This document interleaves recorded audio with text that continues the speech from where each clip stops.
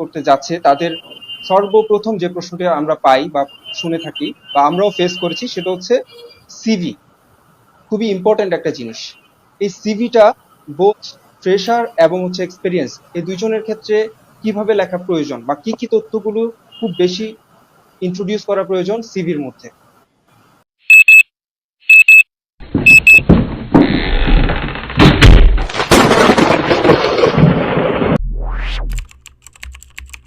Actually আমি বলবো যে সিভিটা নিট অ্যান্ড ক্লিন হতে হবে। ডিজাইনের ক্ষেত্রে এটা ডিপেন্ড করে যে মানে যার যতটুকু ডিজাইন ক্যাপাসিটি আছে, সুন্দর করার প্রয়োজনীয়তা আছে, ইনফরমেটিভ তো অবশ্যই থাকবে। প্রথম জিনিস হচ্ছে একটা লোকের যখন এক্সপিরিয়েন্স থাকবে না কোনো, সে এডুকেশনকে হাইলাইট করে সিভিটা বানাবে। আর যদি এক্সপিরিয়েন্স থাকে তাহলে এক্সপিরিয়েন্সটা আগে চলে যাবে, এডুকেশনাল ইনফরমেশনটা সেকেন্ডারি হয়ে যায় তখন। সো নর্মালি এভাবে হয় সিবির কোনো বাধা ধরা নিয়ম নেই। আপনি ইন্টারনেটে দেখলে দেখবেন অনেকভাবে অনেক টেকনিক্যাল লোকজন সাহায্য করছে সিবি বানাতে। আপনি ওখান থেকে জানতে পারেন যে কিভাবে একটা ভালো সিবি বানানো যায়। একটা জিনিস আমরা বলি যে অনেক সময় অর্গানাইজেশনে সিবিটা আগের মতো হার্ড কপি নেয় না, সফট কপি ইউজ করে, হোয়াটসঅ্যাপে করতে বলবে, ইমেইলে পাঠাইতে বলবে, অথবা অনলাইন অ্যাপ্লাইয়ের অপশন আছে অনেক কোম্পানিতে। সো সেক্ষেত্রে সিবির আর ডিজাইন করার প্রয়োজন নেই। আপনার হয়তো বিডি জবস একটা সিবি আছে, আপনি ওখান থেকেই ওটা অনলাইনে পাঠিয়ে দিতে পারেন। সো সেক্ষেত্রে ওই ডিজাইনটা প্রাধান্য পাচ্ছে না, কালার বা ইয়ে। বাট কিছু কিছু কোম্পানির এইচআর হেডরা আছে এরকম, তারা অনেক সময় মনে করে যে না, আমাকে একটা হার্ড কপি সিবি দিল না, সো এটা আমার কাছে অত বেশি ইম্পর্টেন্ট মনে হয় নাই। সো এরকম যদি মনে হয় তাহলে হার্ড কপি একটা দেওয়ার প্রয়োজনীয়তা আছে। হার্ড কপিতে একটা সমস্যা দেখা যায়, ধরেন আপনি সিভিটা কাউকে দিয়েছিলেন অনেক আগে, আপনার কোনো ফ্রেন্ডকে দিতে দিয়েছিলেন, ফ্রেন্ড এটাকে দুমড়ে মুচড়ে ফেলেছে, ওইভাবেই প্লেস করেছে পসিবলি। তখন কিন্তু ক্যান্ডিডেটকে আমরা বলি ওরা যখনই ইন্টারভিউর কল পায় কোনোভাবে, ওরা যাতে সাথে একটা সিবি নিয়ে যায়, আর একটা নতুন সিবি, এবং বলবে ওর সাথে সাথে ওটা রিপ্লেস করে নেবে। আদারওয়াইজ এটা যখন সিনিয়র ম্যানেজমেন্টের কাছে যাবে, বলবো যে সিবি তো ঠিক নাই, মানে দেখতে ছবিটা ঠিক নাই, সিবিটা হয়তো দুমড়ে মুচড়ে গেছে, যেটা ক্যান্ডিডেট হয়তো জানেই না, প্রবাবলি সে অনেক আগে দিয়েছিল। সো সিবিতে আরেকটা ইম্পর্টেন্ট জিনিস হচ্ছে ছবিটা খুব সুন্দর হতে হবে। যার যত ভালো মানে একটা একটা সুন্দর ছবি থাকা চাই সিবিতে, এটা ইম্পর্টেন্ট। অনেকে অনেক আগে একটা ছবি তুলছিল, ওইটা সিবির মধ্যে রেখে দিয়েছে কপি পেস্ট করে, ইজি প্রোগ্রাম। এটা না করে একটা সুন্দর ছবি তুলে ওইটা, আজকাল তো এডিট করাটা খুব ইজি, এবং মোস্ট অফ দ্য টাইম আমরা কিন্তু হার্ড কপি সিবি নিই না আমাদের অর্গানাইজেশনে, আমরা হোয়াটসঅ্যাপ ইমেইলেই নিই। তো সেই ক্ষেত্রে আমরাই প্রিন্ট করে নিই প্রয়োজন হলে। আরেকটা বিষয় হচ্ছে যে আমাদের দেশের অনেক মেয়েরা ডিউ টু রিলিজিয়াস রিজন তারা অনেক সময় ছবি দেয় না।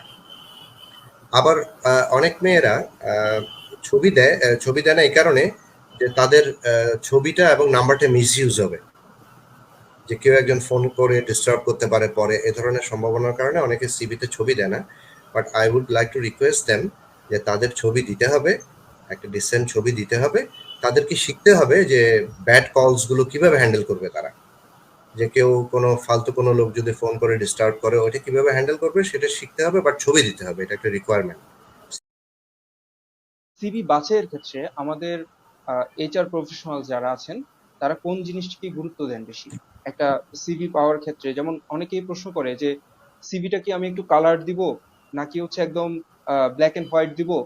সেক্ষেত্রে যখন ফার্স্ট রিঅ্যাকশনটা কি হয় যে যখন একজন এইচআর একটা সিভি পায় সেক্ষেত্রে কল করার ক্ষেত্রে বা আহ, তাদের প্রায়োরিটিটা কি থাকে?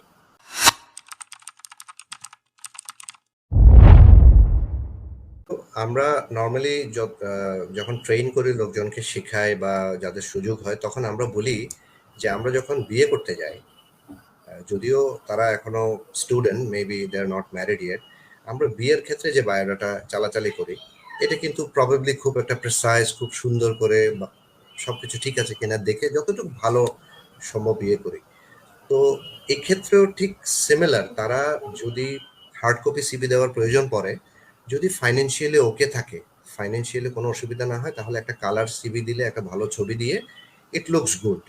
কারণ এই সিবিটা কোথায় যাবে, এটা কি এমডি টেবিল পর্যন্ত যাবে কিনা, এটা ডিপেন্ড করে কোম্পানির উপর। হয়তো অনেক ক্ষেত্রে দেখবেন যে আমার হাতে চাকরিটা হয়ে যাচ্ছে, একটু সফিস্টিকেটেড পোস্ট হলে হয়তো দেখবে যে ইঞ্জিনিয়ারিং ডিপার্টমেন্টের যিনি হেড আছে উনি বলবে যে আমাকে একটু দেখাও। তারপর মডার্ন কোম্পানিতে সিভির লুক নিয়ে খুব একটা ইয়ে করে না।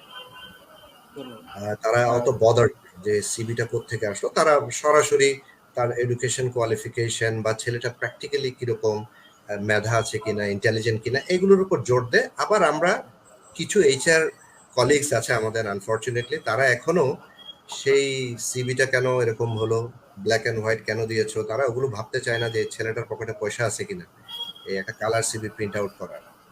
এগুলো নাও ভাবে অনেক সময়, আমি দেখেছি। বাট এটা কিছুটা লাখের উপর ছেড়ে দিতে হবে যে আনফরচুনেটলি যদি এইচআর হেড ব্যাকডেটেড হয় অনেক সময় এগুলো খুঁটিনাটি গুলো দেখে। সো মানে students do not need to bother about it, আমি ভরসা করে দিয়ে দিতে। Thank you.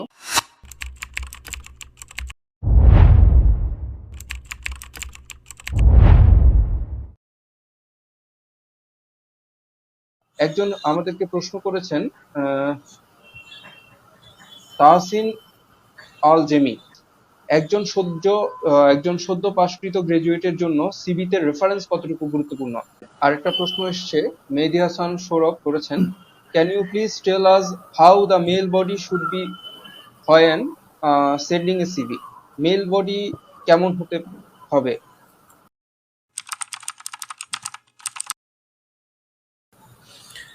Okay, thank you very much Tahsin. সিভিতে রেফারেন্স এটা অনেক আগে থেকেই ব্যবহার হয়ে আসছে। এটা টুডে এটার কোনো গুরুত্ব নেই। একসময় ছিল একটা সিকিউরিটি রিজনে কেউ একজনের সুপারিশ বা কিছু হলে, বিপদ আপদ হলে পরে কাকে ধরবে এ ধরনের একটা বিষয়ের জন্য আমাদের সময় সিভিতে রেফারেন্স ইউজ হতো। বাট এখন অনেক ক্ষেত্রে সিভিতে রেফারেন্সটা ইম্পর্টেন্ট না, যেহেতু আপনার যদি ভ্যালিড পাসপোর্ট থাকে, ভ্যালিড এনআইডি থাকে, you are okay, online birth certificate আছে, তো তারপরেও অনেক সময় চাইলে দেওয়া যেতে পারে। অনেকে লিখে যে রেফারেন্স পরে চাইলে দেওয়া যেতে পারে। আর যে কারণে রেফারেন্স নিত যে আরেকজনের চিনলে পরে আমি আপনাকে চাকরি দিব, ওই জিনিসটা এখন দরকার হয় না।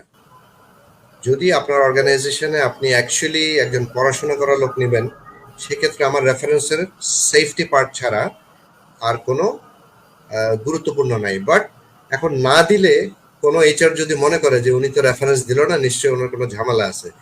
তো ইট ডিপেন্ডস। তবে অনেকে দিয়ে দেয়, অনেকে লিখে দেয় যে রেফারেন্স চাইলে দেওয়া যাবে, এভাবেই থাকে। It's not very important to me, it's not very important. যে ভাই লিখেছেন, can you please tell us how the mail body should be when sending a CV? It depends. If they were asking something like you have to explain, say for example, I am applying for a HR job in certain company, so I should write, okay, reference to the advertisement or BD jobs advertisement, so and so date, I am applying for this post, I have worked 16 years on this company, so I feel confident to apply, and the job description you have given in the advertisement, it matches with me. যখন এইভাবে করে লিখবে তখন ওই যিনি পড়বেন উনি ওনার মেইলের body থেকেই বুঝে যাবে এই লোকটা অনেক বেশি ক্লোজলি রিলেট করতেছে নিজেকে। আর যদি এটা না লিখতে পারে তাহলে বোঝা যাবে এমনিতে অ্যাপ্লাই করছে, পসিবলি।